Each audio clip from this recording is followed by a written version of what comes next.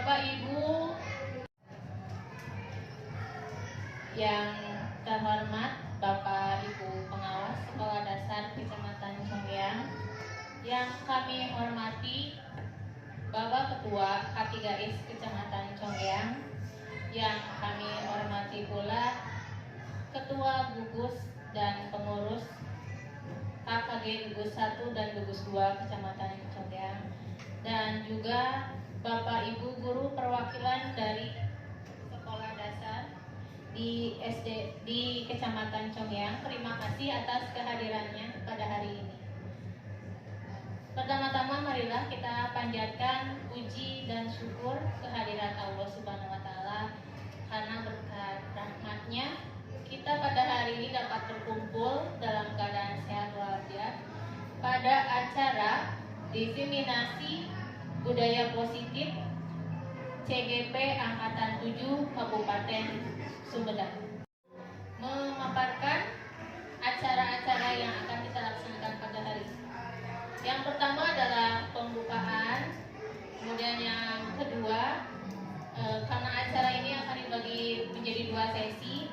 Sesi pertama itu ada pengarahan dan sambutan dari pengawas Sekolah Dasar Kecamatan Congyang. Kemudian sesi keduanya itu adalah kegiatan inti, yaitu pemaparan materi diseminasi budaya positif. Kemudian yang ketiganya adalah penutup. Bismillahirrahmanirrahim. Assalamualaikum warahmatullahi taala wabarakatuh. Alhamdulillahirabbil alamin wa bihi nasta'inu ala umuri dunya waddin wa ala alihi wa sahbihi ajmain, amma ba'du. Rekan seperjuangan Pak Pengawas yang saya hormati, Bapak K3S yang saya hormati, rekan-rekan atau anak-anakku ketua gugus 1, 2 beserta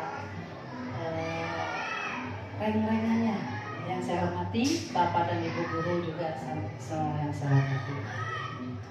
Sebelumnya marilah kita panjatkan puji dan syukur kehadirat Allah Subhanahu wa taala, bahwasanya pada kesempatan ini yaitu sesi 2 pemaparan materi dari calon guru penggerak Angkatan 7 dari Kecamatan Congyang. Tos uningan sadayana sahawae. Iya. Yang pertama atau terpampang nyata ya Pak Ibunya gambarkan. Yang pertama yaitu Ibu Kartika Fitriani dari STN Congyang 1. Hello dulu Ibu. Beliau juga ini aktif di organisasi pramuka, pengurusan pramuka ya.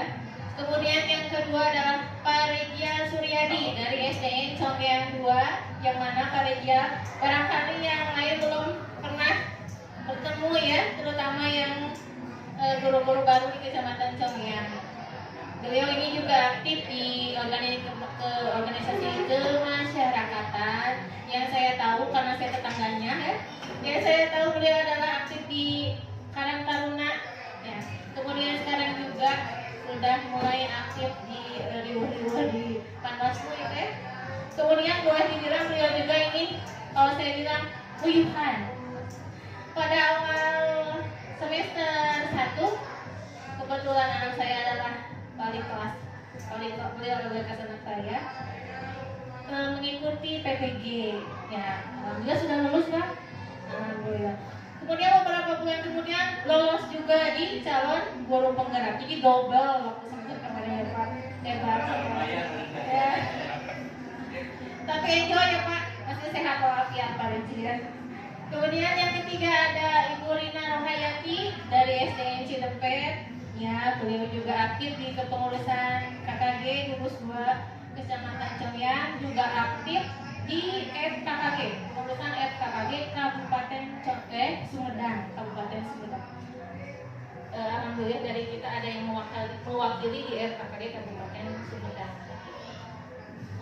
Oke, untuk selanjutnya mari kita sama-sama menyimak materi yang akan disampaikan tentang diseminasi budaya positif dari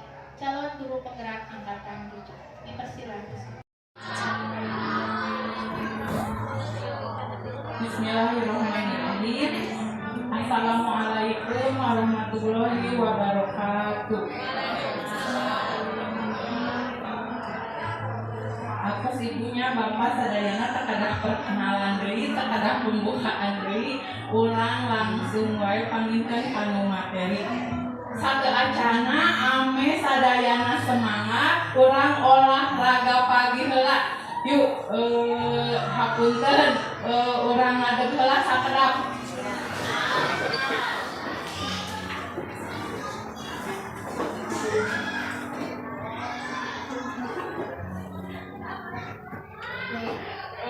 Olahraga pagi ya Bapak Ibu semuanya.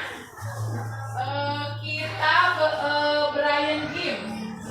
Tangannya yang sebelah kanan dibuka, yang sebelah kiri cukup telunjuknya saja.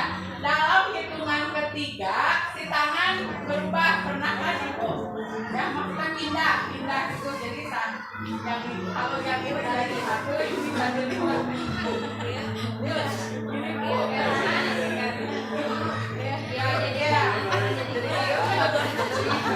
Ayo kita olahraga. Oh iya ya, musisinya ya. Ini aja ya. Musik dari mana ya? Nggak ada musiknya. Saya paling pakai hitungan saja. Kalau mau misal 1, 2, pindah. Pindahnya ganti sama atau pindah ya. 1, 2, 3. Ini kan ini 1, 2, bukan 1, 2 pindah. 1, agak satu dua pindah. 1, 2 pindah. Bisa sambil digerak-gerakkan badannya olahraga. Ayo mulai 1, 2, 3. 1, 2 pindah. 1, 2 pindah. Pindah.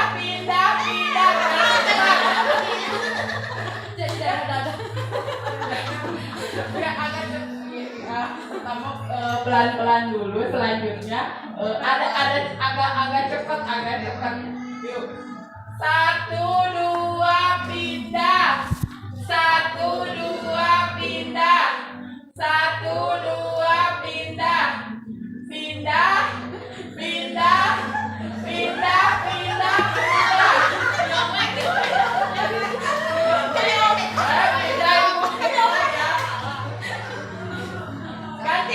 Ganti posisi tangan.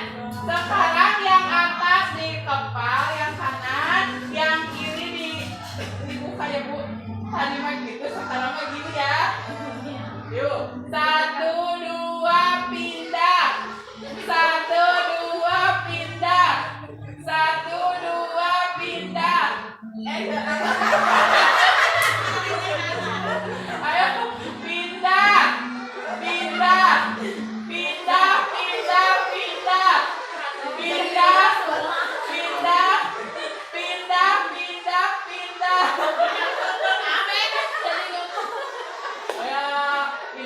Sebagai pemanasan saja ya.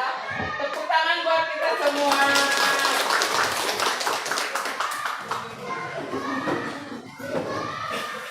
Materi yang pertama yaitu tentang disiplin positif dan nilai kebajikan universal.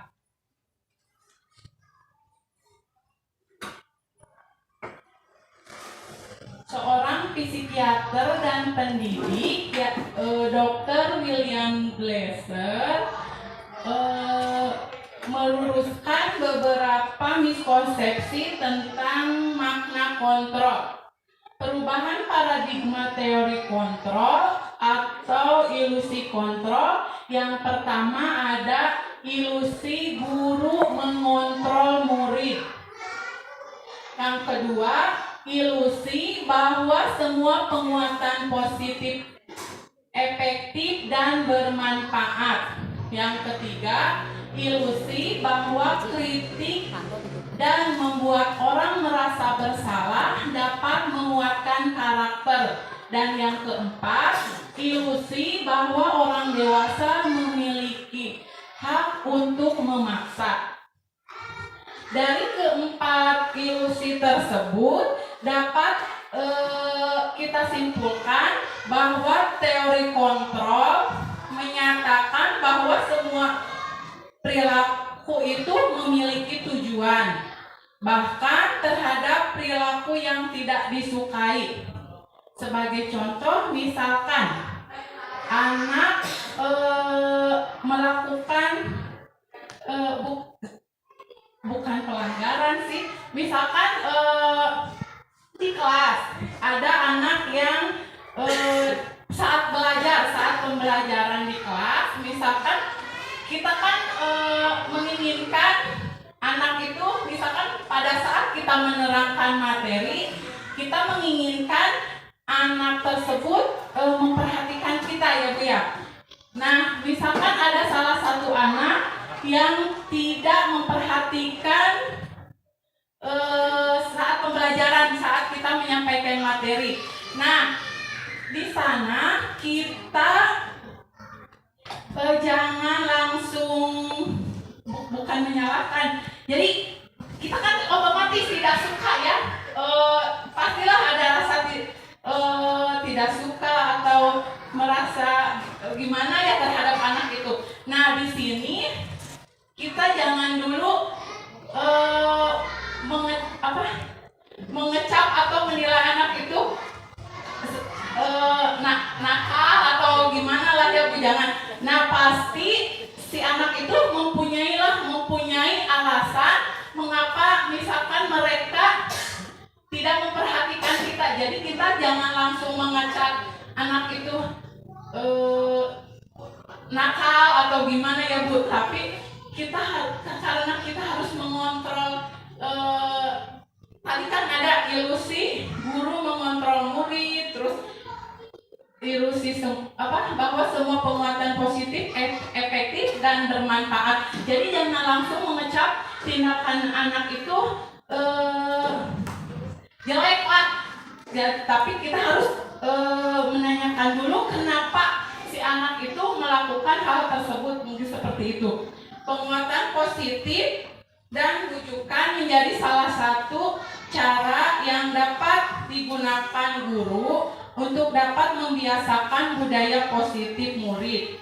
Jangan gunakan kritik untuk menerapkan budaya positif, karena kritik dan rasa bersalah akan membuat mereka merasa buruk tentang dirinya. Jadi sebagai contoh tadi, yang anak tidak memperhatikan murid, kita jangan langsung kamu ini ya, misalkan nakal, tidak diam atau gimana ya Bu, jangan langsung mengkritik si anak seperti itu gitu. Tapi kita harus menanyakan dulu apa alasan yang menjadi dasar si anak itu melakukan hal tersebut. Jadi jangan langsung mengkritik kesalahan si anak itu Bu. Nah, selanjutnya tentang apakah makna kata disiplin. Konsep disiplin positif yang merupakan unsur utama dalam terwujudnya budaya positif yang kita cita-citakan di sekolah kita. Lalu kebanyakan guru akan menghubungkan kata disiplin dengan tata tertib, teratur, dan kepatuhan pada peraturan. Jadi kan apa sih disiplin itu? Yang Bapak Ibu ketahui, arti disiplin itu apa? Harus taat kan? Harus patuh ya. Ya emang kebanyakan kita kan disiplin itu emang selalu menghubungkan dengan tata tertib, teratur, kepatuhan, dan peraturan tadi. Kata disiplin juga sering dihubungkan dengan hukuman. Padahal itu sungguh berbeda. Karena belajar tentang disiplin positif tidak harus memberikan hukuman. Justru itu adalah salah satu alternatif terakhir dan kalau perlu tidak digunakan sama sekali. Jadi kita jangan langsung menghukum si anak, si Bu. Ya, kalau bisa jangan melakukan atau mengadakan suatu hukuman. Kalau bisa hukuman itu ditiadakan. Kalau bukan kepaksa sih. Jadi hukuman itu sebagai alternatif terakhir lah. Kalau bisa mah jangan sampai kita menghukum siswa seperti itu. Jadi sebagai pendidik, tujuan kita adalah menciptakan anak-anak yang memiliki disiplin diri sehingga mereka bisa berperilaku dengan mengacu pada nilai-nilai kebajikan universal yang memiliki motivasi intrinsik, motivasi yang ada di dalam dirinya, bukan ekstrinsik. Tentang arti disiplinnya, disiplin berasal dari bahasa Latin yaitu disiplina yang artinya belajar. Kata disiplin juga berasal dari akar kata yang sama dengan disiplin atau murid, pengikut. Untuk menjadi seorang murid atau pengikut, seseorang harus paham betul alasan mengapa mereka mengikuti suatu aliran atau ajaran tertentu, sehingga motivasi yang terbangun adalah motivasi intrinsik, bukan ekstrinsik yang sedang tadi saya jelaskan. Disiplin mempelajari bagaimana cara kita mengontrol diri dan bagaimana menguasai diri untuk memilih tindakan yang mengacu pada nilai-nilai yang kita hargai. Jadi penanaman di situ itu harus ada dalam dirinya sendiri ya Bu ya, jangan paksaan lah, jangan kita yang jadi harus timbul, harus bisa menimbulkan rasa disiplinnya dari dalam dirinya sendiri.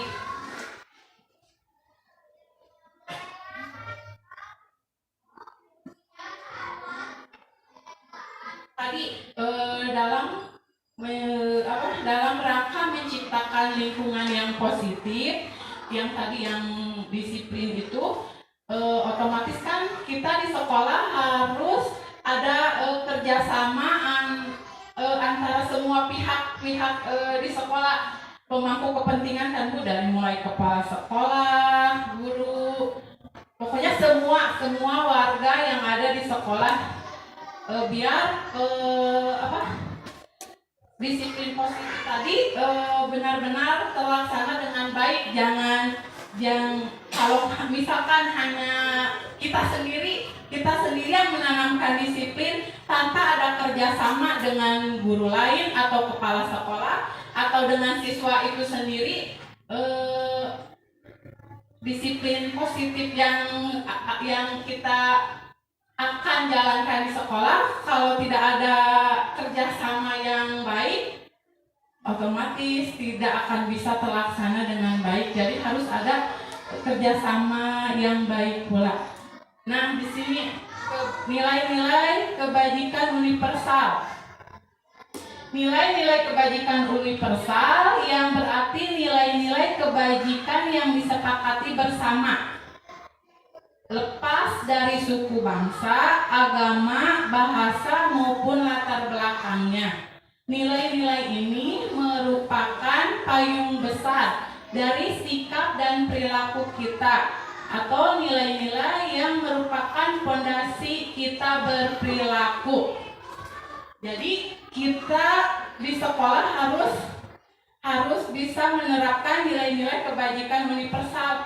Nilai-nilai kebajikan universal yang kita kenal itu kan sebagai profil pelajar Pancasila ya Bu ya. Salah satu nilai-nilai kebajikan universal yaitu profil pelajar Pancasila yang beriman dan bertakwa kepada Tuhan yang Maha Esa dan berakhlak mulia, mandiri, bernalar kritis, kebinekaan global, gotong royong, dan kreatif.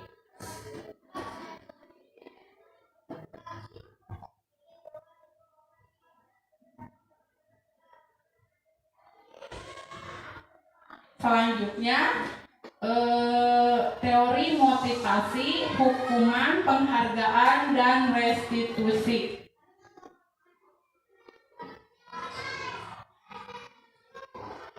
Teori motivasi perilaku manusia menurut Diane Gossen dibagi ke dalam tiga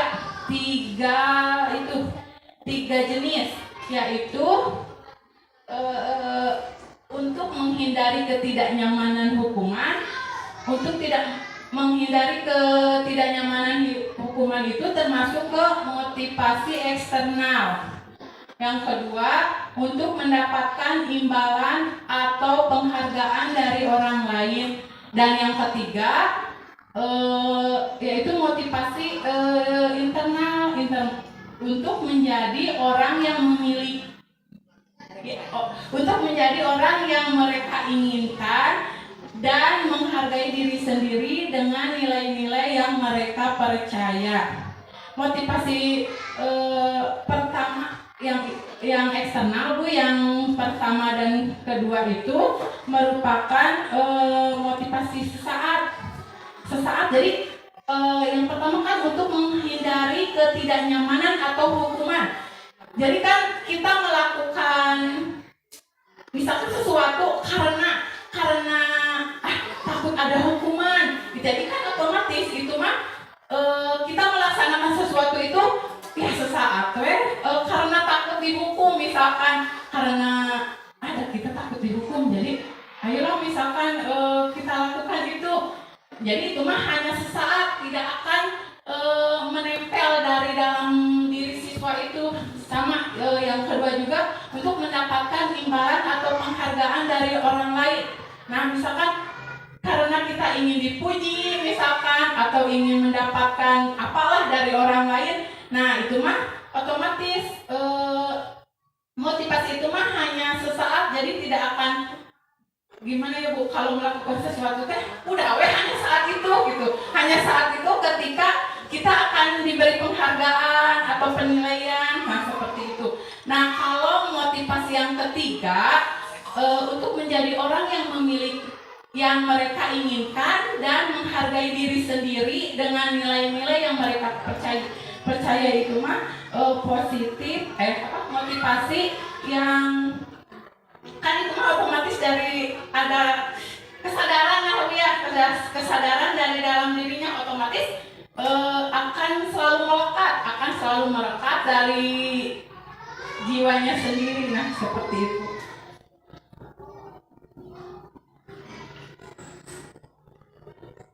Nah, sekarang saat siswa melakukan kesalahan, apa yang akan terjadi? Apakah ada hukuman atau konsekuensi yang diperoleh siswa, atau justru restitusi? Apa bedanya hukuman, konsekuensi, dan restitusi? Nah, dari tiga kalimat itu ada perbedaannya, Bu. Mari kita bahas.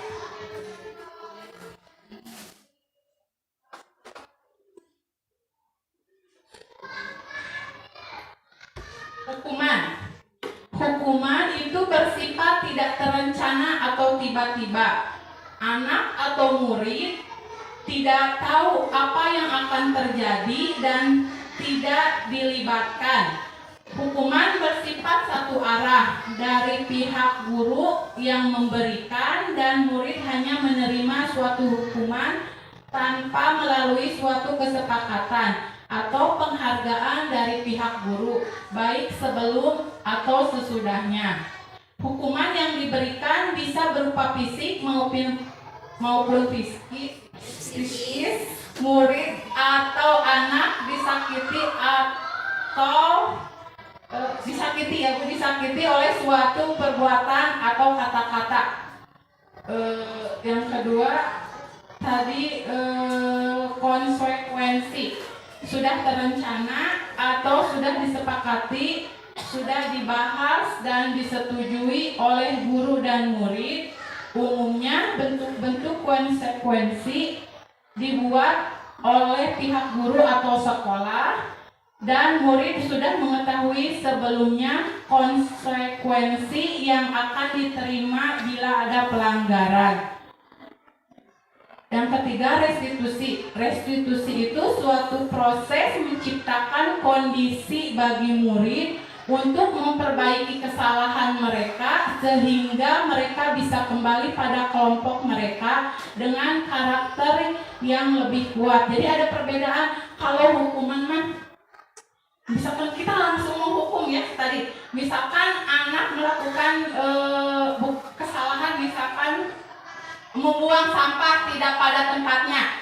Nah, hukuman maka otomatis kalau kita misalkan melihat seorang anak yang membuang sampah sembarangan, kita otomatis kan refleks, Bu.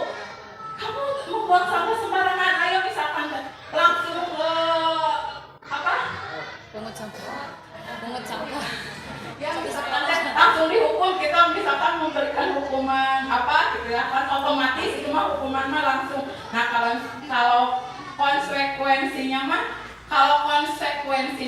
otomatis tadi kan sudah terencana dan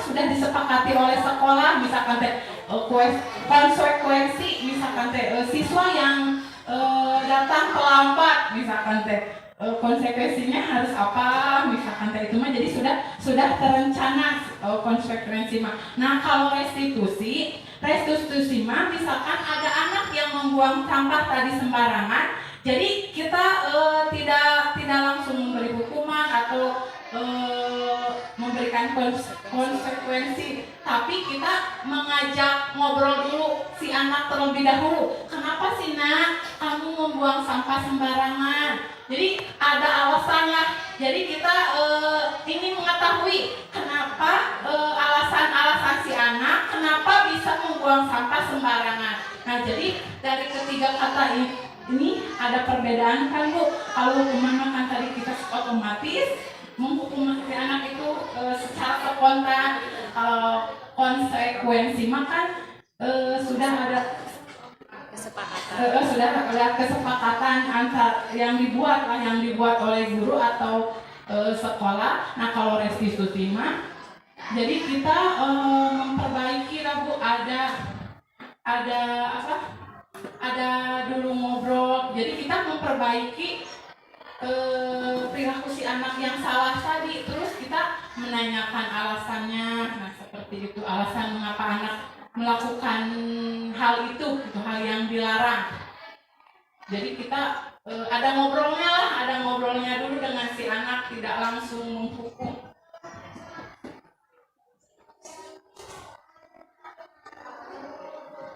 Nah sekarang hukuman dan penghargaan.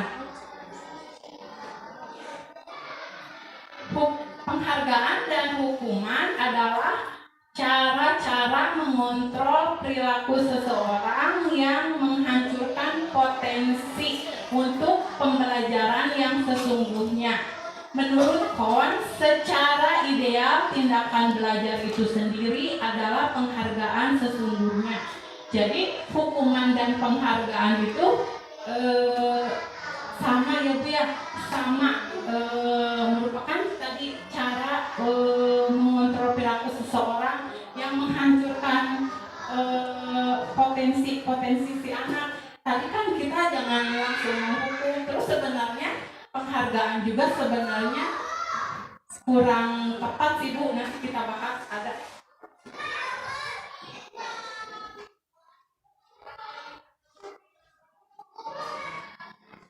Nah sekarang saya mau tanya, apakah Ibu, Bapak semuanya pernah memberikan penghargaan tidak di kelas kepada anak? Pernah ya Bu ya, bisa penghargaan ya itu juga tepuk tangan juga merupakan suatu penghargaan ya Bu ya. Terus apakah penghargaan itu sudah tepat? Apakah penghargaan itu tidak memberikan dampak negatif bagi siswa lain yang tidak mendapatkan penghargaan? Misalkan ada anak yang nulisnya misalkan ke satu misalkan teh kan sama ibu teh dikasih penghargaan bisa tepuk tangan lah, bisa pujian kan. Nah, apakah penghargaan itu tidak merusak mental yang teman yang tidak mendapatkan penghargaan?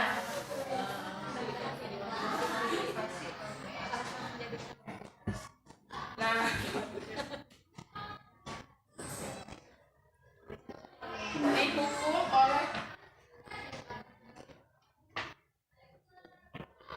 dihukum oleh penghargaan.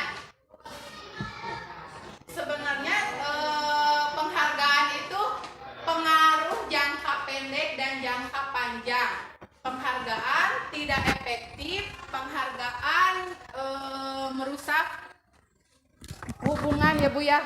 Maksudnya merusak hubungan kan tadi ada yang siswa yang mendapatkan penghargaan dan ada yang siswa yang tidak mendapatkan penghargaan. Jadi kan ada rasa siswa yang tidak memiliki penghargaan, ada rasa iri bisa, kecewa bisa kan Bu ya? Ya minder juga bisa. Terus penghargaan memajukan kreativitas. Misalkan kan ada siswa yang tadi misalkan ranking 1 ya Bu ya. Siswa yang ranking 1 misalkan mendapat penghargaan apa gitu, misalkan piagam misalkan atau piala, kan otomatis siswa yang tidak masuk ranking biasa sebenarnya sih ada yang bisa memotivasi, tapi kan ada juga sebagian siswa yang merasa gimana ya Bu? Drop. Kita mah gak akan bakal ranking 1, dah ranking 1 mah udah sama itu misalkan kan di kelas di sekolah saya sih Bu ya, ranking 1 bukan kebanyakan. Jadi dari kelas 1 ranking 1 teh si A, ranking 2 dari di kelas 2 masih tetap si A, dan kelas 3 masih tetap si A, sampai kelas 6 bahkan masih tetap si anak si A itu. Jadi kan otomatis siswa yang lainnya kan merasa kreatif, udah kowe dengan udah pasti dia lagi. Nah pasti ada bahasa seperti itu Bu. Terus penghargaan menghukum. Yang terakhir motivasi dari dalam diri atau intrinsik. Nah, sekarang restitusi.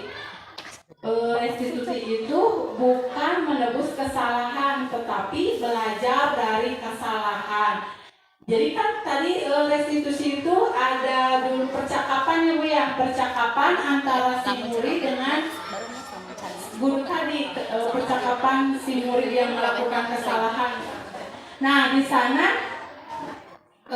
bukan untuk menebus kesalahan, tetapi belajar dari kesalahan. Kita kan menanyakan, kenapa kamu melakukan itu? Apakah perbuatan itu baik tidak? Kan kita yang menanyakan, biar si anak yang menjawab sendiri bahwa misalkan teh membuang tadi contohnya kan membuang sampah itu si anak itu Bu bagus tidak kalau kita membuang sampah sembarangan. Jadi kita memacu pertanyaan biar si anak tahu bahwa yang mereka lakukan itu salah gitu. Jadi jangan sampai kan tadi motivasi saya Bu yang tadi yang 3 itu. Jadi jangan sampai mereka memperbaiki diri atau budaya positif tadi itu jangan sampai karena terpaksa, tapi harus ada dalam dirinya sendiri. Setelah kita mengajak ngobrol anak dengan restitusi ini, otomatis kan si anak, oh iya ya Bu, membuang sampah itu membuang sampah sembarangan itu tidak baik. Jadi biarkanlah mereka mengetahui kesalahannya sendiri, jangan sampai tadi kita langsung menghukumnya. Jadi biarkan si anak beritu sendiri Bu, memecahkan masalahnya sendiri, terus mengetahui kesalahannya sendiri. Nah seperti itu, memperbaiki hubungan kan, tawaran bukan paksaan. Jadi otomatis nah sekarang misalkan karena kamu sudah terlanjur membuang sampah sembarangan, kan tadi tawaran bukan paksaan. Sekarang apa yang akan kamu lakukan?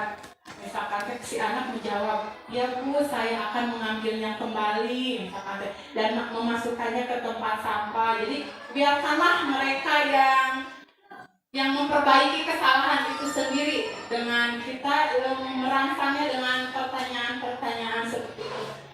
Terus menuntut untuk melihat ke dalam diri. Sudah, ya tadi kan sudah benarkah yang saya lakukan itu? Biarkan kan anak mengetahui jadi kesalahannya itu, terus memperbaikinya kembali, terus mencari kebutuhan dasar yang mendasari tindakan, fokus pada karakter,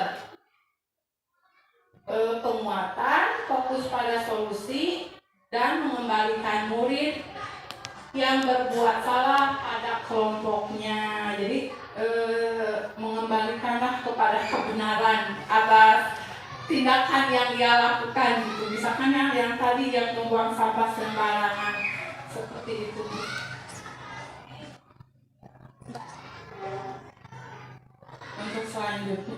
Untuk selanjutnya materi belum ada pertanyaan ya Bu ya. Nanti di akhir kita lanjutkan ke materi yang selanjutnya yang akan dipaparkan oleh rekan saya Tika Kartika. Saya persilakan. Assalamualaikum warahmatullahi wabarakatuh. Sepertinya khusyuk sekali ya menerima paparan dari Ibu Rina. Mohon izin Bapak Ibu bisa melihat layar. Bapak Ibu yang saya hormati, mohon maaf. Sebelum memulai materi selanjutnya, saya akan mengadakan tes terlebih dahulu. Barusan Bapak Ibu sudah menyimak tentang disiplin, kebijakan universal, apalagi hubungan, restitusi. Hafal? Ingat artinya? Lanjut. Apakah Bapak Ibu sudah siap mengikuti tes? Siap-siap, siap, kudu siap wayahna. Baik Bapak Ibu, tenang. Tesnya tidak perlu menggunakan kertas, tidak perlu menggunakan laptop, jadi tidak perlu pasang kacamata. Tinggal lihat ke layar. Sebutkan warna pada tulisan yang Bapak Ibu lihat. Saya minta Bapak Ibu untuk menjawab langsung serempak. Ketika ada tulisannya, Bapak Ibu silakan langsung sebutkan, jangan menunggu instruksi dari saya. Paham? Paham? Tidak perlu mengacungkan tangan. Jadi untuk semuanya langsung. Ya. Bisa? Bisa diikuti? Baik.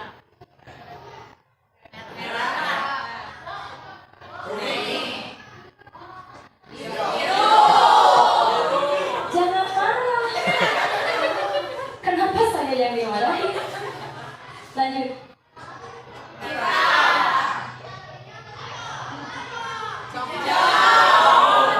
Cokidau. Baik Bapak Ibu, selamat bagi Bapak Ibu yang sudah menjawab warna dengan benar. Berarti Bapak Ibu masih berkonsentrasi dan tidak buta warna.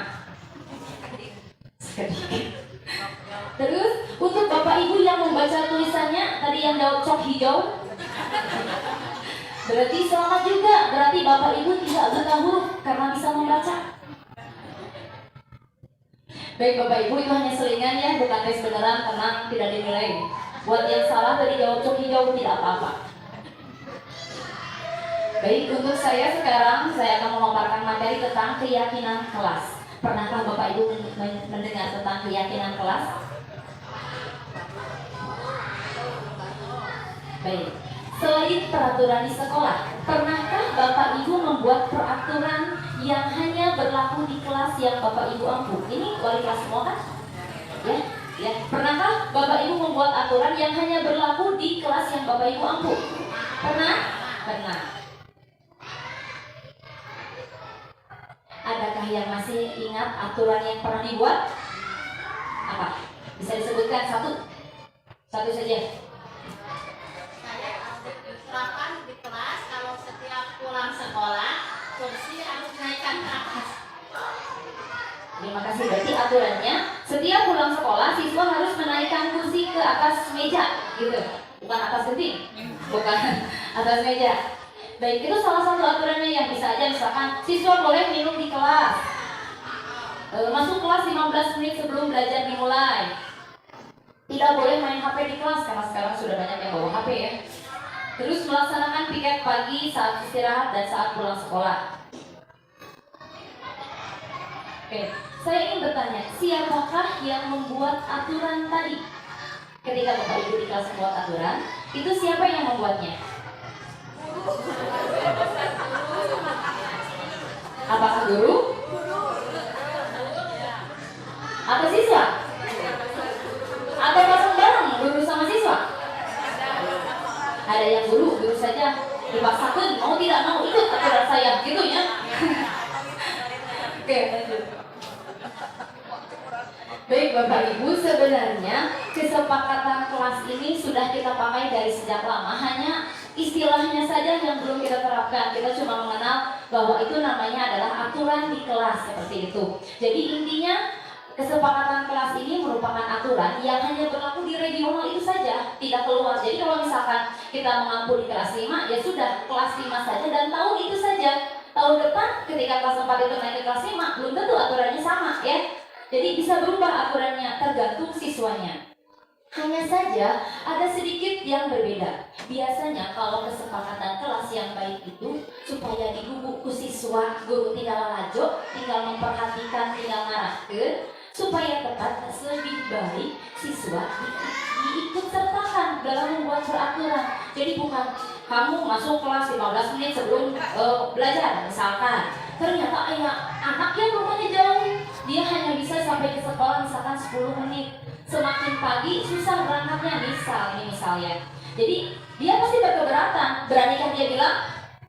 Tidak. Kalau guru bilang mau tidak mau aja 15 menit harus masuk, dia pasti bilang iya, bari kesiangan. Biasanya seperti itu ya. Tapi kalau misalkan siswa tersebut diberi kesempatan untuk mengajukan, gimana kalau aturannya Bu 5 menit saja sebelum masuk, boleh nggak? Boleh. Yang penting jangan 5 menit setelah masuk. Yang penting sebelum masuk kan. Intinya kita pengen saat belajar dimulai siswa sudah di kelas kan. Jadi 5 menit boleh nggak? Boleh. Itu karena ada diskusi, ada kesepakatannya. Lanjut. Oke, dari modul ini saya belajar selain tentang tadi aturan kelas yang kita kenal, yang sudah kita kenal, ternyata itu namanya kesepakatan kelas. Itu sebenarnya bernaungnya dari aturan sekolah ya, sangkut paut dengan aturan sekolah tata tertib yang berlaku di sekolah. Kita turunkan ke kelas agar lebih fokus untuk mengawasinya, karena mengawasi sekian ratus orang itu susah. Jadi kita fokus dulu ke kelas yang kita ambil saja, minimalnya tidak terlalu banyak kan. Nah, ternyata dari modul ini selain dari tata tertib ke kesepakatan kelas, saya juga mengenal sebuah kata yaitu keyakinan kelas. Nah, keyakinan kelas tehnya nanti lanjut. Oke, Bapak Ibu tadi sudah mendengar tentang kebajikan universal. Nah, keyakinan kelas ini sebenarnya sama saja dengan peraturan kelas, dengan kesepakatan kelas.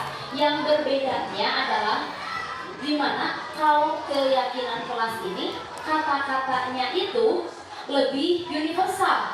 Jadi kata-katanya kalau misalkan kita di keyakinan kelas, kalian masuk ke kelas 15 menit sebelum belajar dimulai. Nah, kalau di keyakinan kelas berarti dia harus berdisiplin. Jadi katanya lebih singkat supaya mudah diingat oleh siswa, seperti itu. Perbedaannya sebenarnya tidak terlalu banyak dan tahapannya pun bisa nyambung dari ke pembuatan kesepakatan kelas. Ini tadi pengertiannya sudah dijelaskan oleh Bu Rina ya. Tinggal lanjut. Nah, ini ciri-ciri keyakinan kelasnya. Jadi kata-katanya itu lebih bersifat abstrak,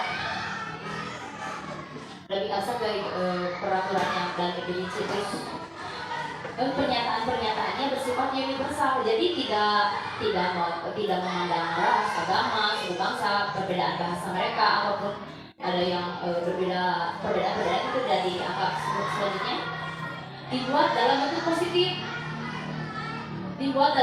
Maksudnya seperti ini. Biasanya kita ada aturan tidak boleh buang sampah sembarangan. Nah, tidak boleh kan pakai kata tidak. Nah, kita ubah kata tidaknya tersebut menjadi membuang sampah pada tempatnya. Tapi kalau di kebijakan di keyakinan kelas, katanya kita ubah lagi menjadi universal.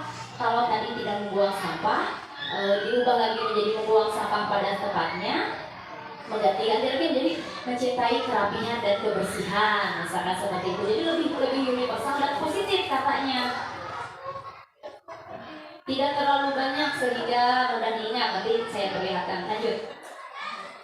Nah, semua warga kelas ikut berkontribusi tadi yang saya sampaikan. Jadi bukan hanya dari kata kita, sanes cek guru, sanes, tapi cek kelas, gitu ya.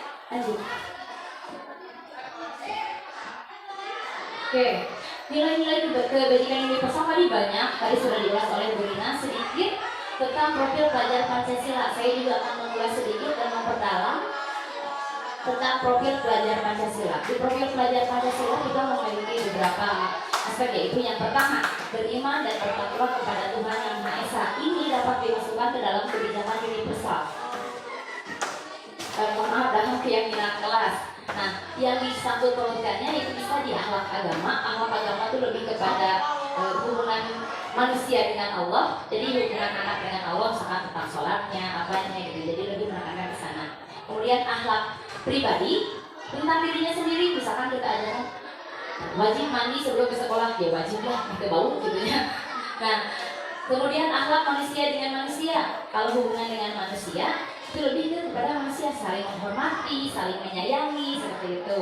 Kemudian dengan alam, misalkan menjaga kebersihan, menyiram tanaman, seperti itu. Yang terakhir terhadap negara. Biasanya kalau kita pagi-pagi ada yang menyanyikan lagu nasional, seperti itu. Kemudian di yang mandiri itu contohnya di tentang pemahaman diri dan situasi. Jadi lebih kepada diri sendiri ya kalau mandiri itu. Lanjut, Reni. Nah, bergotong royong terkait dengan kolaborasi, kepedulian, berbagi. Lanjut. Bernalar kritis seperti itu. Kreatif. Dan yang terakhir berkebinekaan global. Nah, profil pelajar Pancasila ini yang berwarna birunya ini bisa kita terapkan, masukkan kata-katanya di dalam kata-kata kesepakatan kelas, keyakinan kelas, mohon maaf. Kata-katanya di keyakinan kelas, jadi lebih global. Sebenarnya kalau kita melihat kan tadi disebutkan bahwa keyakinan kelas sebenarnya abstrak. Kalau untuk kelas 1 agak pusing ya kalau menghafalkan, harus misalkan bergotong royong. Kayaknya lebih enak kalau saling tolong-menolong gitu ya. Nah, ada salah satu alternatif karena ini kan keyakinan kelas itu aturan yang tersirat dan tersurat.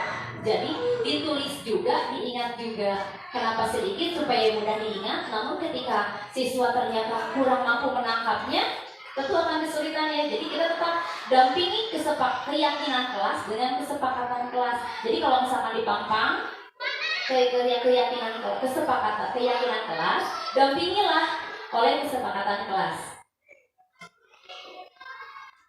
Ini contoh kegiatan penyusunan keyakinan kelas.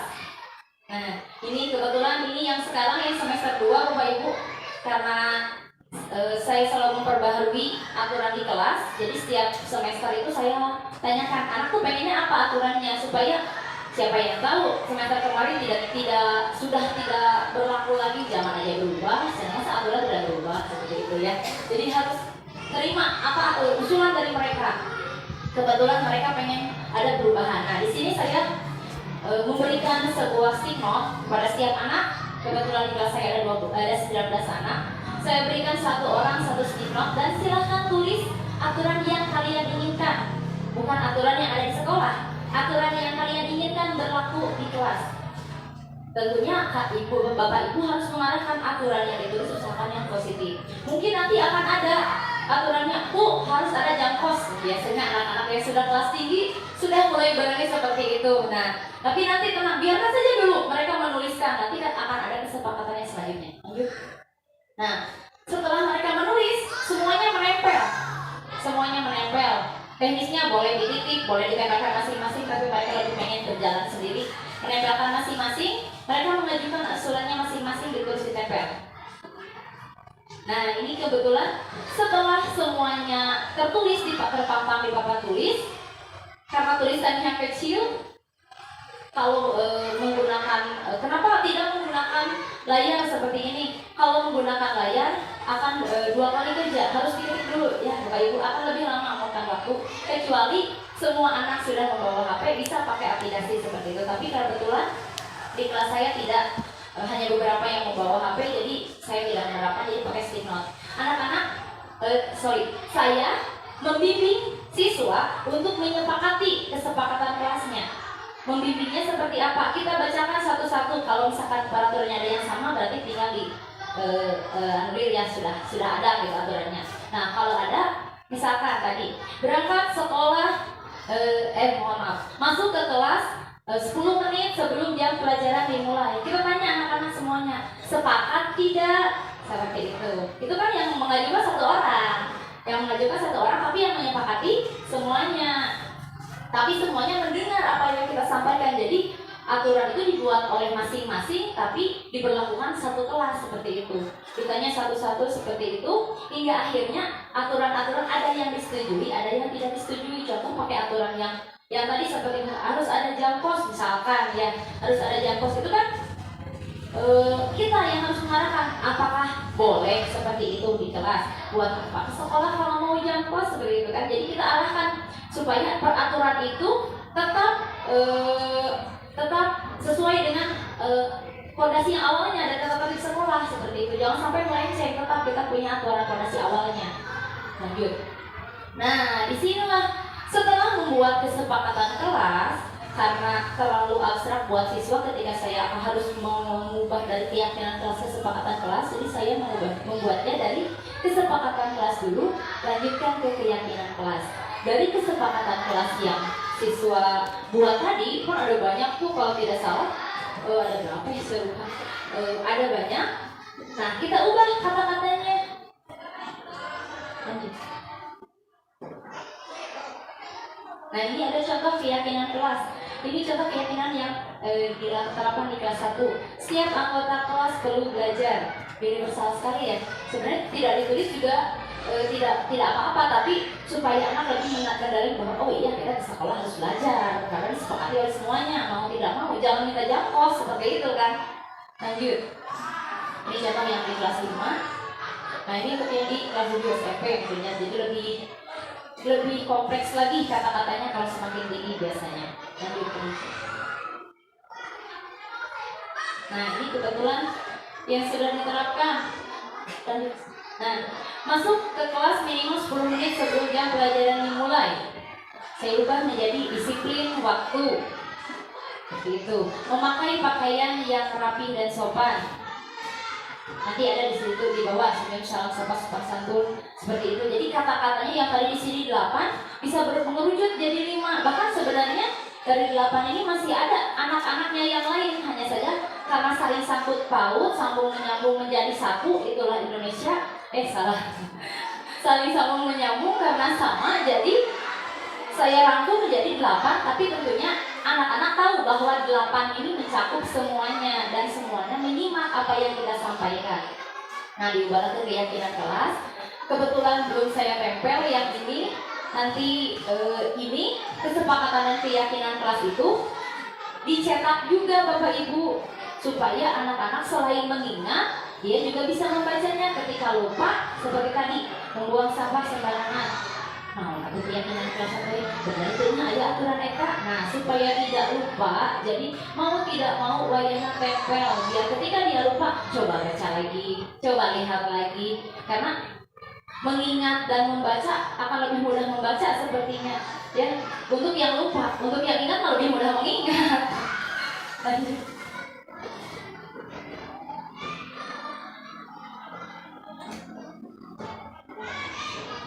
Baik, yang selanjutnya yaitu kebutuhan dasar manusia dan dunia berkualitas. Nah, Bapak Ibu, tadi yang Ibu Rina sampaikan bahwa setiap anak itu melakukan sesuatu itu pasti ada alasannya. Baik ataupun buruk perilakunya, dia pasti punya alasan. Apapun itu alasannya, baik positif ataupun negatif, alasannya tetap dia pasti punya alasan. Nah, kebutuhan dasar manusia ini merupakan alasan-alasan yang mungkin muncul dari siswa ketika melakukan sesuatu. Ada 5 kebutuhan dasar manusia. Sebenarnya ini bukan berlaku hanya pada siswa saja, tetapi juga pada kita sebagai manusia. Kalau manusia, kalau bukan tidak. Lanjut.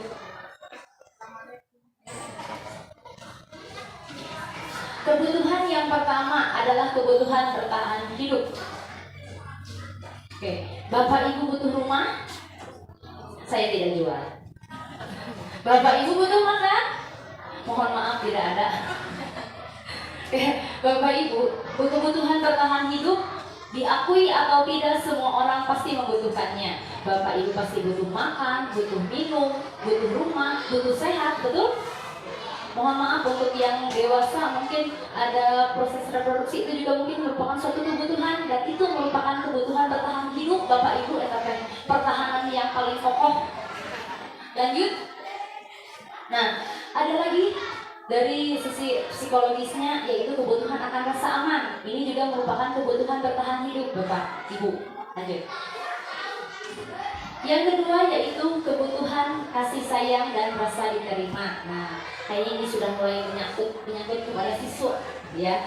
Oke, kebutuhan kasih sayang di sini. Jadi siswa itu mau tidak mau pasti merasakan ingin disayang, ingin diperhatikan. Contoh kemarin kita pernah belajar secara daring. Bagaimana rasanya Bapak Ibu? Apakah materinya sampai? Atau justru banyak orang tua yang mengeluh ingin cepat masuk? Biasanya banyak yang mengeluh ya, karena mau tidak mau diakui atau tidak, sentuhan HP itu berbeda dengan sentuhan tangan ya Bapak Ibu. Maka dari itu bahwa kasih sayang dan rasa diterima itu sangat dibutuhkan oleh siswa. Makanya kadang ada anak yang bahasa sudah nama lelean. Nah, mungkin itu mereka tuh benar-benar pengen diperhatikan oleh kita ya. Pengen diperhatikan, pengen disayangi, pengen merasa diterima oleh kita. Ada juga kadang anak yang di sekolah itu berbubu, ada yang tidak diajak. Bagaimana perasaannya yang tidak diajak? Sedih ya. Bahkan kemarin kebetulan ada di sini satu orang siswa datang ke sini bersama ibunya, bersama ayahnya datang. Katanya dikucilkan sama teman-temannya. Ketika ditanya ternyata bukan dikucilkan waktu itu, tapi mereka berantem biasa, berantem dulu, akhirnya jauh-jauhan sampai ke rumah ya seperti itulah laporan ke orang tuanya. Itu tugas kita ya Bapak Ibu, mengembalikan anak yang tadi ke kelompoknya. Nah, rasa dikucilkan itu termasuk perasaan yang apa ya, yang membuat anak itu drop ya, lumayan apalagi untuk anak kelas rendah. Makanya dibutuhkan rasa diterima di kelas itu, seperti itu. Selanjutnya kebutuhan penguasaan atau pengakuan atas kemampuan. Diakui atau tidak, siswa pasti merasa ini diakui bahwa dia pintar ketika mengerjakan sesuatu. Tadi kata Bu Rina, oh ya, nah aturan itu penghargaan itu bisa menghukum. Benar, ketika ada siswa maju ke depan kelas, dia bisa mengerjakan lebih dulu, pasti dia mengharapkan dia dapat pujian. Betul? Tapi siswa yang lain di belakang, ketika dia dipuji, yang lain bilang, ih siapa dulu. Betul? Nah, Bapak Ibu kita harus menghindari hal tersebut, tapi kita juga harus mengorbiter apa yang diinginkan siswa yang di depan. Bagaimana caranya Bapak Ibu dalam memberikan penilaian penghargaan kepada setiap orang? Saya belajar kemarin bahwa kita harus memberikan penghargaan terhadap kelebihan masing-masing. Kita sadari bahwa setiap siswa itu unik, setiap siswa itu punya kemampuan. Ada siswa yang jago di matematika, tapi dia rendah di seni. Ada siswa yang jago di seni, tapi rendah di matematika. Misalkan, ada siswa yang ranking 1, ada siswa yang ranking 19. Di saya karena 19 siswa. Apakah artinya yang 1 itu pintar banget, yang 19 itu bodoh banget? Enggak. Kita lihat apakah dia punya kelebihan. Nah, salah satu caranya kita bisa memberikan penghargaan. Tadi dikatakan saat kenaikan kelas biasanya dikasih penghargaan piagam kepada peringkat 1, 2, 3. Biasanya sampai sana 4, 5, 6 tidak, karena hadiahnya tidak cukup. Betul? Oke.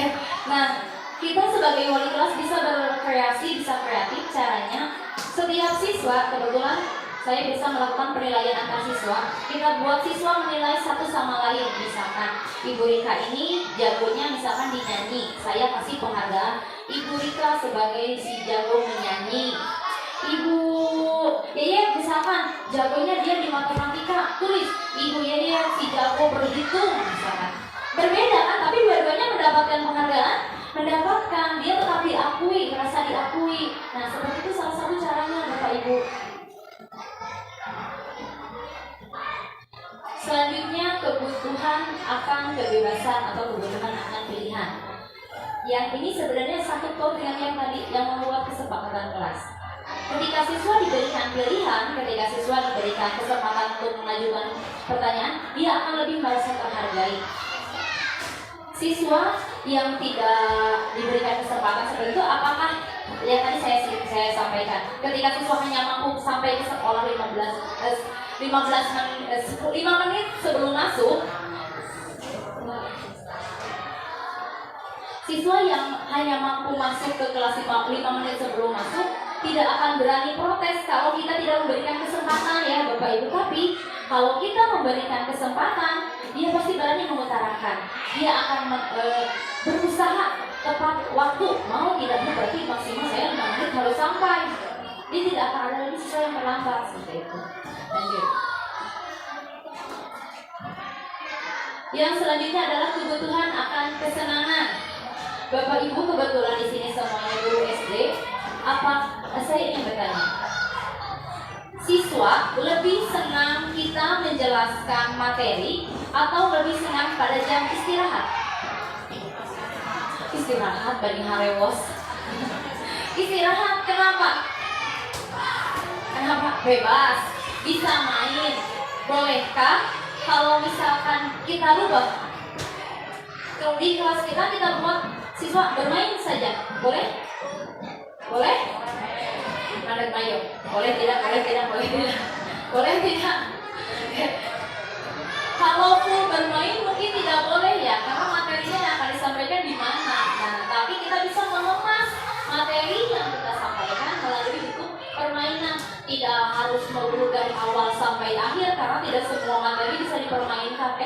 Bisa dibuat permainan. Tidak semua materi bisa dibuat permainan, tapi kita bisa menyisipkan. Seperti tadi, Ibu Rina joget-joget, itu juga lumayan membuat siswa kembali fokus ya, yang asalnya, wah main bola tuh. Tapi setelah masuk, dia ada main lagi, fokus lagi, belajar lagi. Terus ketika muak lagi, misalkan kasih lagi apa gitu. Jadi bisa dipakai selingan-selingan seperti itu. Oke, Bapak Ibu mungkin yang dapat saya sampaikan hanya sekian. Mohon maaf apabila ada salah kata. Wassalamualaikum warahmatullahi wabarakatuh.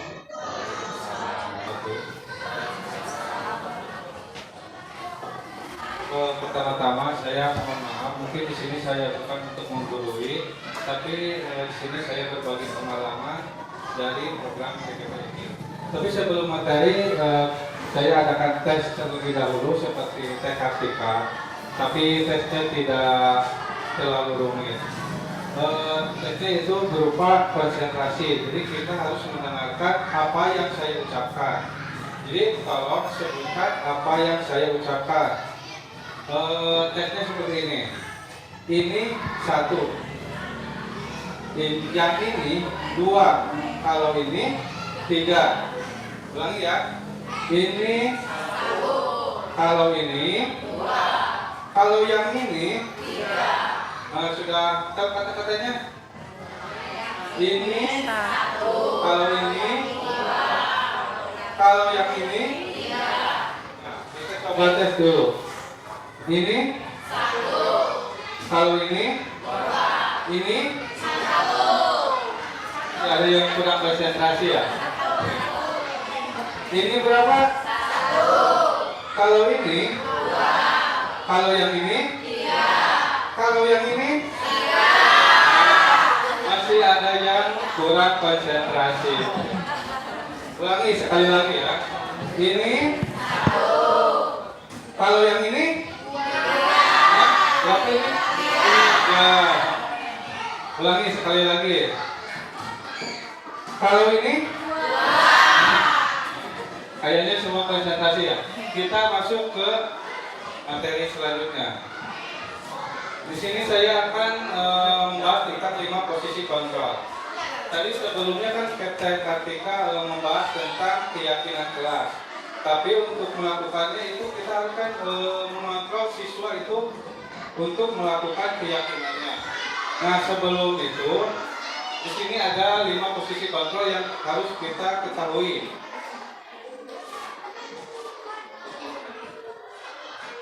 Di sini ada yang pertama yaitu posisi menghukum, kedua membuat merasa bersalah, ketiga teman, 4 memantau, dan kelima mengejar.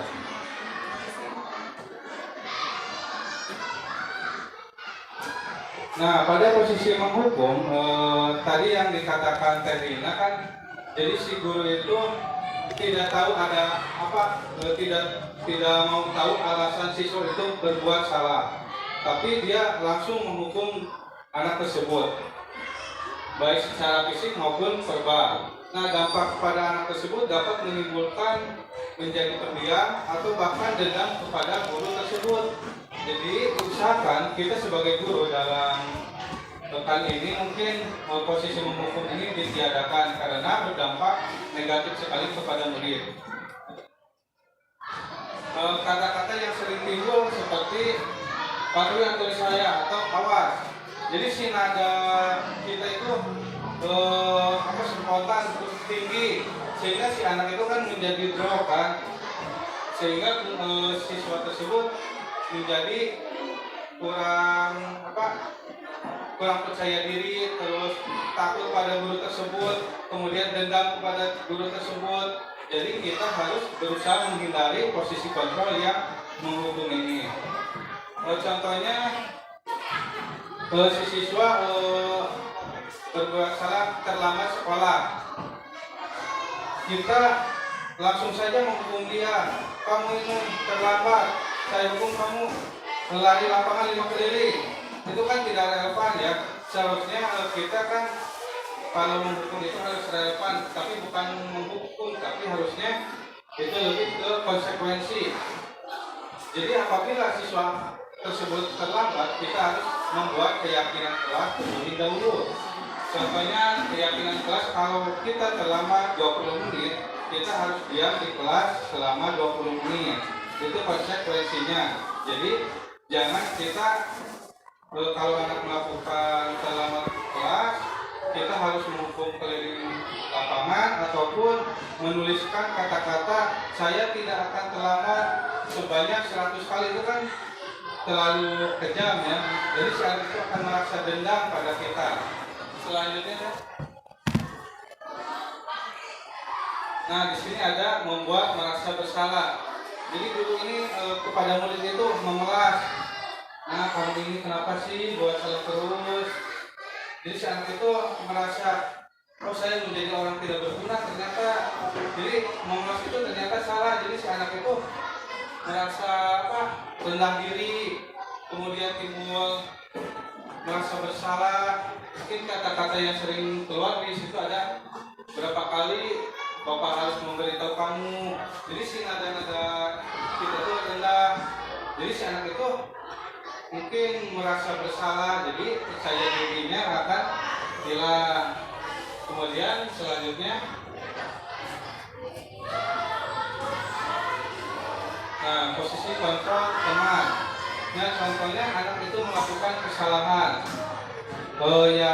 Yang tadi aja yang terlambat ke kelas, ya udah gak apa-apa, ibu atau bapak tidak menyalahkan kamu, ya udah tenang ya, ibu gak akan hukum kamu, tapi jangan mengulangi lagi. Tapi kita terus membela si anak itu sehingga si anak itu menjadi merasa gak apa-apa lah melakukan kesalahan juga, entar juga ibunya atau bapaknya pasti memaafkan, tidak ada hukuman. Mungkin dampak positifnya bagus ya. Jadi si anak dan kita itu akan lebih chemistry-nya dekat. Tapi kalau dia melakukan kesalahan terus kita bela terus menerus, mungkin dampak negatifnya dia akan ketergantungan kepada orang lain, tidak percaya diri, kemudian Nah, kata-kata yang sering timbul, ayolah bantu demi Bapak, jangan gitu lagi, tapi tidak ada konsekuensinya, sehingga setelah itu nggak apa-apa lah. Dan juga si ibu atau si bapak itu pasti maafin, jadi mengulangi lagi. Nah, mungkin yang posisi kontrol selanjutnya yaitu pemantau. Pemantau ini mungkin lebih ke si guru itu yang menaati peraturan di kelas saja. Contohnya kalau terlambat datang ke sekolah 20 menit, kamu harus diam di kelas 20 menit tanpa ada alasan. Mungkin bagus karena kita sudah memiliki kesepakatan, tapi mungkin si anak itu tidak bermakna buat anak. Yang penting menaati peraturan, gak bakal hukum. Jadi yang tadi kata Katrina harus menimbulkan motivasi intrinsik dari dalam diri, sehingga kalau pemantau ini hanya motivasi dan ekstrinsik, jadi mungkin kurang tepat ya. Nah, yang diharapkan yang itu posisi kontrol yang kelima, yaitu manajer.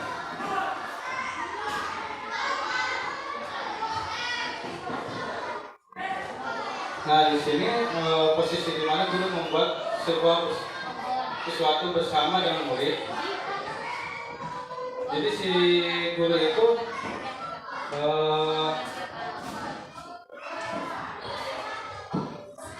membuat solusi dengan siswa tersebut secara diskusi.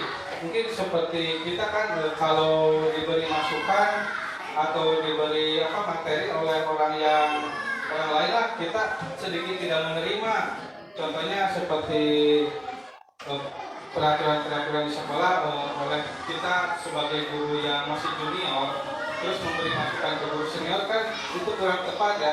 Seharusnya kita itu lebih baik kita memberi pertanyaan, Bu, bagaimana solusinya? Jadi kita harus kesepakatan bersama.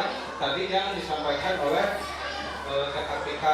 Nah, untuk itu kita untuk lebih menjadi guru yang bisa di posisi manajer ini, ada caranya, yaitu dengan segitiga restitusi. Apa yang harus kita lakukan dalam implementasi segitiga restitusi ini? Yang pertama yaitu menstabilkan identitas, kedua validasi tindakan yang salah, dan tiga menanyakan keyakinan kelas atau keyakinan.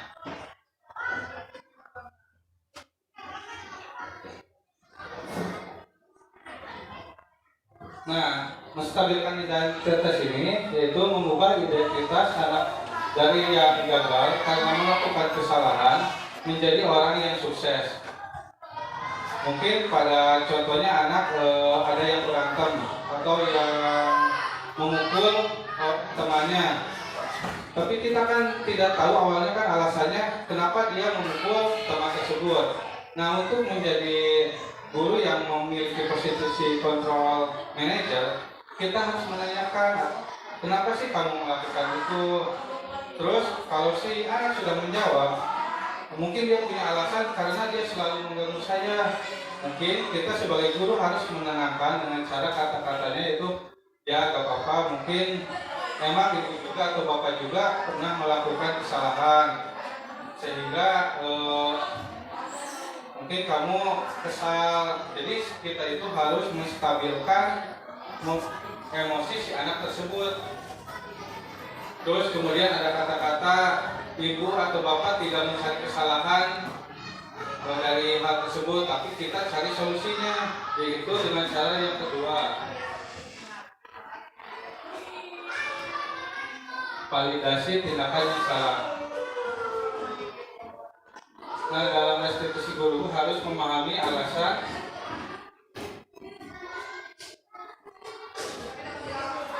yang dilakukan murid tersebut atas melakukan perbuatan yang dia lakukan.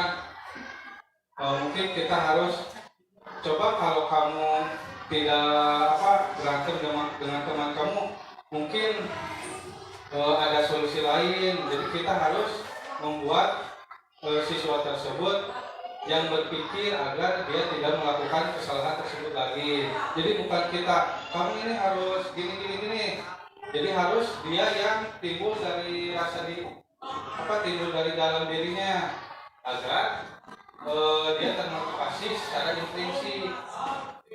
Jadi kita tidak mungkin kita bisa membantunya. Contohnya si murid itu, ya Bu, saya melakukan kesalahan itu atau Pak, karena tadi si A memukul saya duluan. Nah, coba kamu cari solusi yang lebih baik, jangan memukul dia lagi, kira-kira apa. Jadi kita harus menanyakan kepada siswa tersebut apa solusi terbaik agar tidak menjadi timbul masalah lagi. Kemudian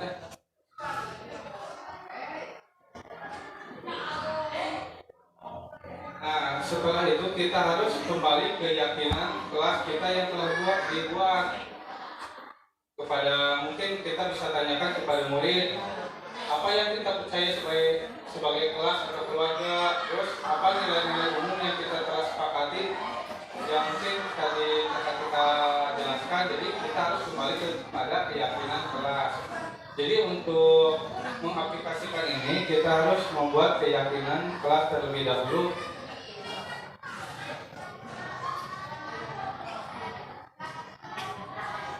Mungkin pemaparan dari saya cukup sekian. Terima kasih atas perhatiannya dan mohon maaf mungkin atas kekurangan yang kami paparkan. Itu dengan wabillahi taufiq wal hidayah. Wassalamualaikum warahmatullahi wabarakatuh.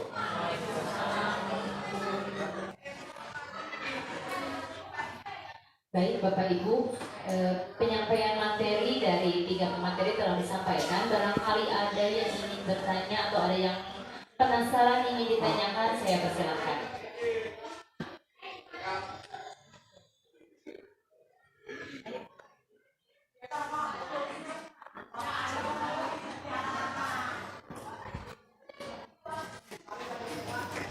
Ada? Ada?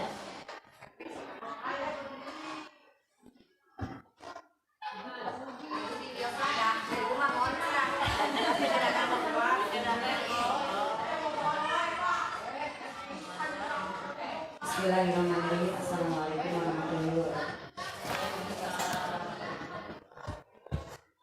Biasanya aku bahasa Sunda we. Mereka hartos pisan. Naon anu dipaparkeun ibu bapak.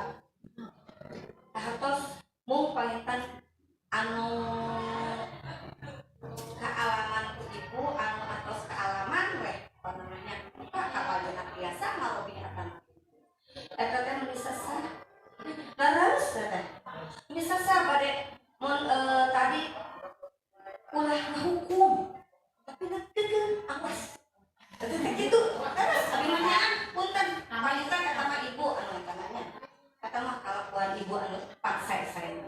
Kamu rakali teh salarasna mah dinu manah mah. Kahoyong teh murang kali teh nurut sanesna teh tanya hoyong janten sae gitu ku manawi ku kata-kata eta teh murang kali teh janten kena teh salajengna teh ya jadi orang yang baik gitu seperti misalkan micun sampai eta gitu sasa bicara da ibu esel bedak teh da ibu da sanes gitu eta mah itu batur cenah alim nyata mah teh da eta kan bisa sah kedah kumaha ayo kalau pahitan ieu mah anu tos batu api keneh gitunya ieu mah da sedap deui bari jeung duka biasa duka teu ngarojina teh gitu sanes di kelas di luar kelas teu bae eta teh hukuman eta teh teu biasa ayeuna barangkali misalkan sumping ti dirina diri anjeunna jangan sadar oh si ibu teh kitu teh kedah kieu engkena teh alhamdulillah kitu deui gitu janten ka ibuna teh kumaha janten otoriter pokona kitu ta panitan ayeuna manawi kitu timurang kali gitunya kumaha atuh eta teh kedah nya sanes kedah carana lah anu gampil da adi ningali dulu eta mah Mun kedah kieu tuh nya tapi manawi aya pengalaman kudu sanes. Ibu kedah kieu dirasok. Kita murang kali teh kita hoyong kitu paintenya manawi kitu kamu kapayuna mun sakitu atuh nuhun. Assalamualaikum warahmatullahi wabarakatuh. Waalaikumsalam warahmatullahi wabarakatuh. Ada lagi Bapak Ibu?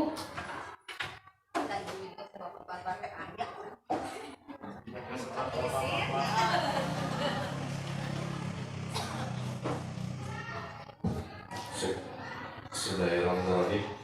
Assalamualaikum warahmatullahi wabarakatuh. Waalaikumsalam. Mohon maaf, Oke.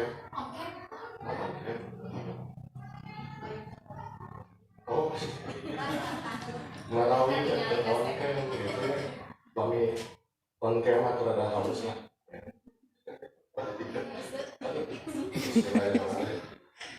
Bapak Ibu saudara semuanya ya, mohon maaf karena saya masih newbie, masih baru Bu di SD.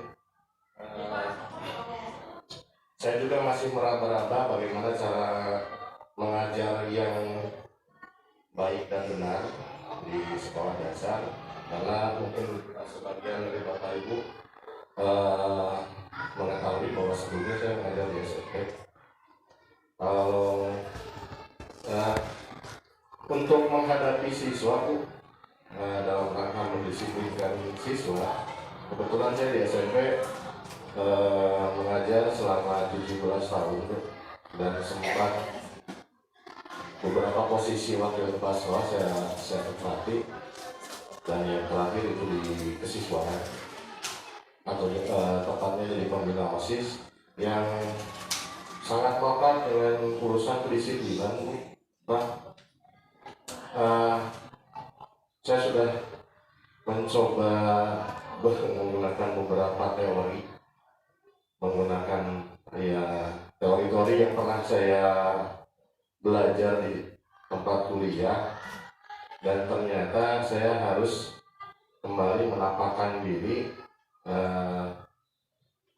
dengan perumpamaan di mana bumi di mana bumi dipijak, di situ lagi dijunjung. Pakai tempat itu peribahasan diajarkan itu guru Abi menuju di SD gitu. Kita akhirnya diajarkan untuk peribahasa ya. Jadi ternyata saya harus kembali lagi menggunakan prinsip dasar pendidikan di Indonesia Bu, dimana menggunakan slogan ingat sok sumtulodo maju mengungkapso tuturingan kayaknya, dimana kita di depan harus memberi contoh, di tengah kita harus memberikan motivasi, dan di belakang kita harus memberikan dorongan. Dan itu yang diterapkan saya selama waktu saya ngajar di SMP. Saya pernah jadi guru kelas Pak Bu, guru galak disebutnya gitu. Cuman ada positif, ada negatifnya Bu. Yang saya rasakan anak ketika saya jadi guru galak, saya bermain peran ketika di SMP Bu, ngajar di SMP, jadi guru galak, jadi guru mager, dan sekarang di SD saya jadi guru sangat mager. Saya ngerem Bu, karena saya tahu kondisi kejiwaan mental anak SMP seperti apa, SD seperti apa. Nggak mungkin saya mau menuntut anak SD, apalagi ke kelas 5 gitu ya, ke kelas 6. Itu sangat mungkin sekali, sehingga saya ketika saya ditugaskan di SD, saya merem, betul-betul merem. Bahkan selama saya bertugas dari mendapatkan SK sampai sekarang, saya belum pernah marah gitu ya. Betul, saya belum pernah marah karena saya sangat meraba perasaan anak-anak, karena ya saya tahu ketika menghadapi di SD kenakalan siswanya seperti apa, di SMP kenakalan siswanya setingkat berapa, di SD juga setingkat berapa.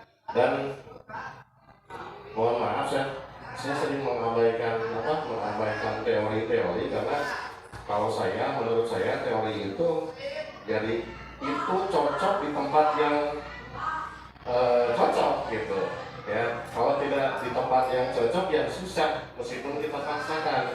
Jadi menurut saya pribadi itu tergantung kita jiwa ke orang tuaan kita menghadapi siswa itu seperti apa, ya. Bahkan seperti apa yang saya lakukan sekarang di satuan pendidikan saya juga masih meraba-raba, masih melihat contoh dari senior-senior saya, dan saya sering sharing dengan guru senior yang di luar satuan pendidikan saya, bagaimana sih cara ngajar yang benar, karena tanpa saya mencari itu jarang yang mau mengajarkan, Pak. Ya, jarang mau mengajarkan dengan istilah aduh isian senang abdi masih kena diajar, padahal semuanya kita itu semuanya belajar, Pak, Bu, ya. Kita tidak akan pernah berhenti belajar sampai kita berhenti bernapas. Semuanya tetap harus belajar, harus menyesuaikan diri. Karena apa? Pengalaman saya, setiap tingkatan itu, setiap periode itu, atau setiap angkatan saya menyebutnya, setiap angkatan itu beda angkatan, beda karakter anak itu. Bagaimana kita harus bagaimana kita harus menghadapinya. Makanya tadi disampaikan harus ada kesepakatan, saya setuju sekali. Dan itu yang sering saya sampaikan kepada anak didik saya, termasuk sekarang yang saya angkut, kelas yang saya angkut. Pertama kali saya menginjakan di kelas tersebut, bertemu dengan siswa saya membuat kesepakatan dulu, ya. Saya membuat kesepakatan dulu sebelum saya melanjutkan pemberian materi. Karena apa? Karena tanpa itu saya tidak bisa menciptakan situasi kelas yang kondusif, ya. Meskipun faktor X itu sangat berpengaruh, Bapak Ibu sekalian. Contoh, kita sudah ada kesepakatan dengan anak didik kita, kesepakatannya misalnya, atau misalkan mengenai kedisiplinan saja, ya. Kedisiplinan misalkan kita istirahat itu misalkan jam 9.30 misalnya. Tapi karena faktor X, ya, selama belajar mungkin di kelas tidak ada masalah. Tapi mungkin ada beberapa kelas yang gurunya tidak hadir, atau jangankan tidak hadir, ketika di akhir pembelajaran memberikan kuis, ada siswa yang keluar kelas, maka anak didik saya itu tidak bisa tertipu, langsung curi hati. Wah, seru. Dan itu yang membuyarkan kesepakatan kami, gitu. Jadi balik lagi, setiap angkatan, setiap angkatan siswa itu akan beda-beda karakter, sehingga kita harus tetap belajar. Maka yang saya usul, meskipun tadi saya setuju mengenai kesepakatan kelas atau keyakinan kelas, saya pribadi tetap mengusung prinsip pendidikan di Indonesia, yaitu ing ngarso sungtuwono, ing maju mangun karso, dan buburihan dia Gayani. Itu yang selalu saya usung. Terima kasih. Tidak ada pertanyaan, cuma sharing saja. Mohon maaf. Saya tutup kalau seperti Pak Hidayat. Wassalamualaikum warahmatullahi wabarakatuh. Waalaikumsalam. Ada lagi Bapak Ibu? Cukup?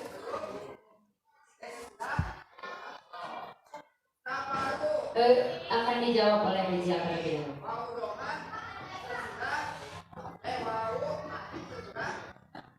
Ya, terima kasih atas pertanyaan tadi dari Ibu Jaya, ya. Mungkin bagaimana sih cara kita mengontrolnya, ya Bu?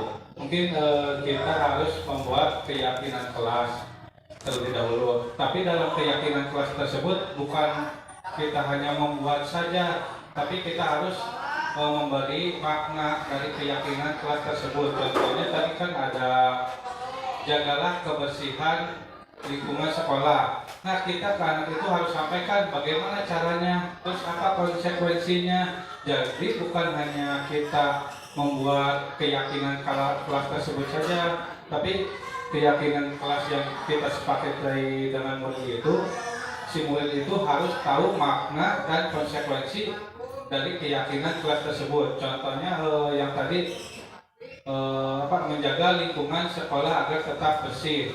Nah, kita kan tentunya harus jelaskan bagaimana caranya. Caranya yaitu dengan buang sampah sembarangan. Jangan buang sampah sembarangan, harus ke tempat sampah. Mungkin anak, oh iya ngerti. Terus bagaimana kalau tidak melakukan keyakinan? Nah, kita juga harus jelaskan. Kalau tidak melakukan keyakinan tersebut, mungkin akan bukan dihukum ya. Jadi konsekuensinya harus membuang sampah dari tempat sampah ke pembuangan akhir atau gimana itu. Terus kemudian apa sih manfaat dari keyakinan kelas yang menjaga lingkungan itu? Nah, kita juga harus menjelaskan apa manfaatnya, terus dampak positifnya, dampak negatif kepada siswa tersebut. Jadi mungkin masukan dari saya atau saran dari saya untuk membuat keyakinan kelas itu bukan hanya membuat kemudian ditulis dan ditempel, tapi kita sebagai guru dan anak juga harus mengerti makna dari setiap keyakinan kelas tersebut. Walaupun keyakinan kelas tersebut tidak banyak, tapi dalam satu keyakinan kelas tersebut harus mencakup beberapa aspek sehingga siswa tersebut, oh ternyata kalau kita menjaga kebersihan akan seperti ini. Jadi diharapkannya Bu, di saya juga mungkin kalau menerapkan, emang jujur saya juga belum maksimal dalam penerapannya, tapi kita sebagai guru harus berusaha agar siswa tersebut menyadari apa manfaat dalam kita membuat keyakinan kelas tersebut. Mungkin demikian Bu, kalau ada tambahan.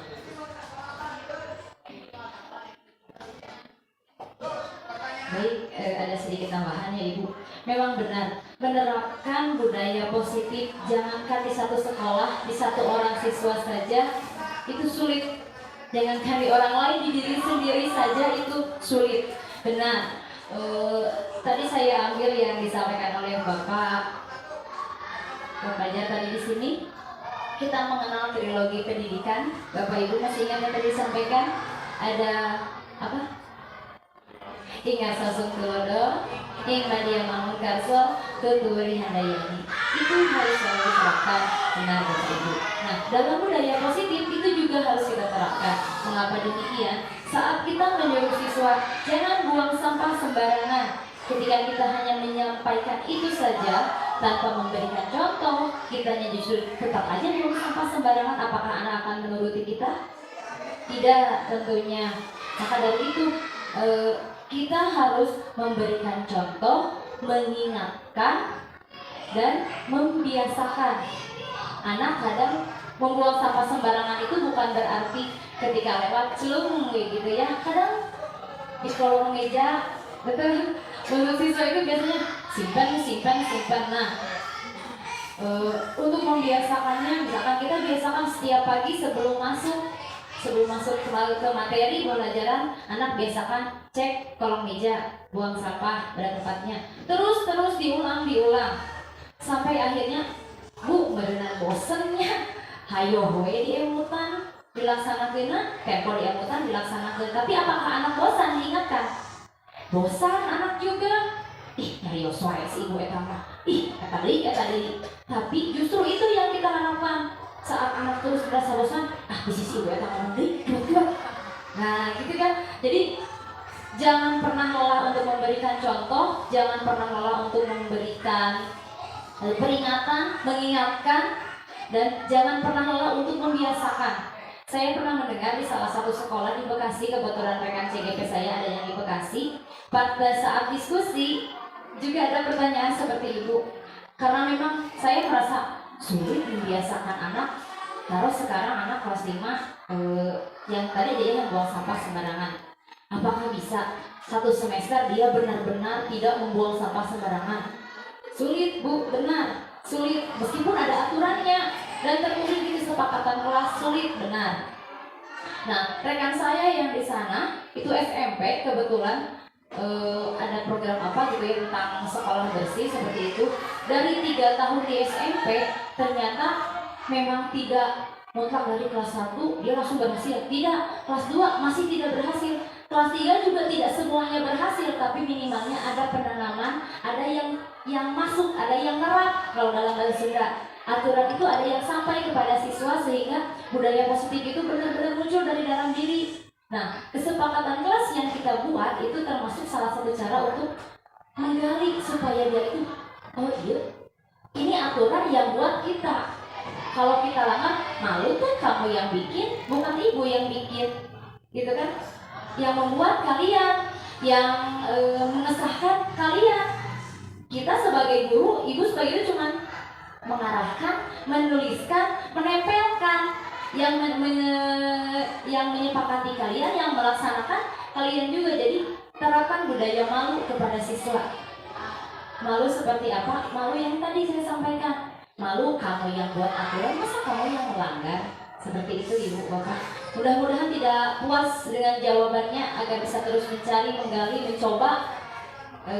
Kata iklan buat anak jangan coba-coba, tapi ternyata kalau tidak dicoba kita tidak bisa mengetahui hasilnya. Terus mencoba, semoga budaya positif ini bisa diterapkan. Mudah-mudahan semua siswa di Kecamatan Congkeang khususnya bisa menerapkan budaya positif, bisa memiliki profil pelajar Pancasila, mudah-mudahan amin. Setidaknya sedikit demi sedikit kita ubah kebiasaan negatif siswa menjadi ke dalam budaya positif.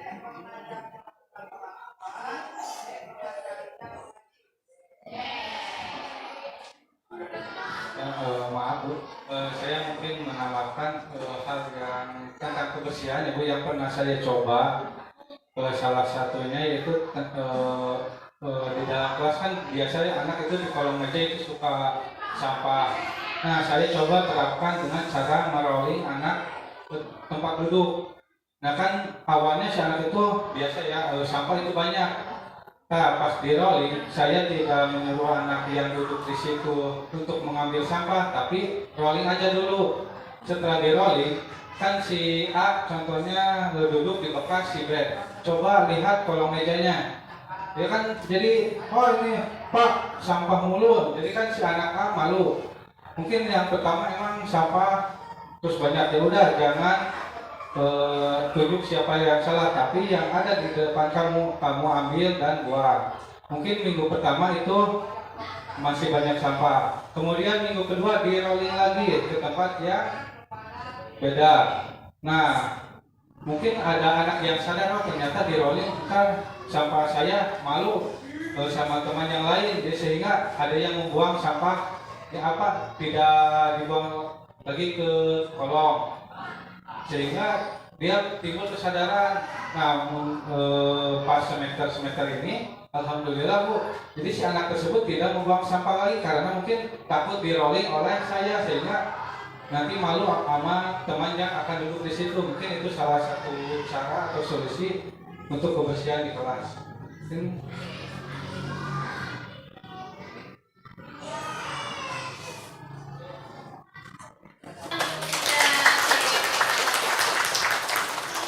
Materinya sangat luar biasa. Iya. Ini mungkin sebagai pengingat juga untuk kita ya. Sebenarnya ini keseharian kita di sekolah, tapi mungkin materinya ini untuk mengingatkan kita, dan memang seperti inilah yang benarnya, gitu ya, yang benarnya seperti ini. Baik, kita mari ini simpulkan dulu hasil materi hari ini. Yang pertama tadi tentang hukuman, konsekuensi, dan restitusi. Ibu milih yang mana? Hukuman, konsekuensi, atau restitusi? Yang biasanya digunakan? Biasanya yang mana? Iya, tidak sadar ya, tapi seperti ibu ya. Kadang spontan dan di bawah alam sadar melihat anak yang nakal atau melanggar aturan. Gitu ya. Kayak kita kena istighfar doa. Sampai kasih bagus gitu lagi kita istighfar. Ya itu memang harus kita dulu yang berubahnya. Dan lain nama zaman lain memang sudah tidak anak bukan tidak boleh secara otoriter lagi. Tapi apapun kesalahan anak kita harus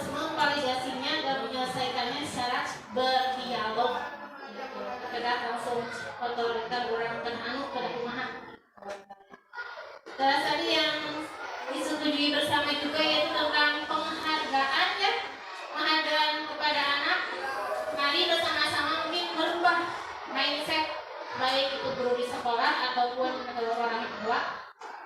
Pasti tiap akhir semester harus nanti ranking seberapa, nilainya berapa. Sekarang setelah kita tahu setiap anak itu perlu dihargai, perlu diakui, harus merasa diakui. Ya mungkin insya Allah semester lain mau kita kurang sarana tadi seperti materi di ibu kita buat anak itu tahu dan dihargai kemampuannya masing-masing. Yang jago berantem, nah apa kelarnya yang jago berantem? Nah paling berani, tenaganya kuat, gitu. Yang anaknya minus di manca kita acan biasa, tapi dia mungkin disuruh bersih mau kamu sebut mak, disuruh apa bisa si paling rajin. Oke, Bapak Ibu, mari kita rubah mindset kita, guru-guru dan juga orang tua bahwa setiap anak itu perlu atau punya potensi. Oke, Bapak Ibu baik, berhubung waktu sudah mendekati adzan dan kegiatan hari ini materi telah kita lalui bersama dengan lancar. Mari untuk menutup kegiatan ini kita mengucapkan hamdalah bersama-sama. Ya, akhirannya tidak lupa juga kita doakan para guru-guru CGP ini karena masih berapa bulan lagi harus menyelesaikan ya 4 bulan lagi harus menyelesaikan pendidikan dan pelatihannya di CGP. Semoga mereka diberikan kesehatan, kelancaran dan mendapatkan hasil terbaik dari program ini.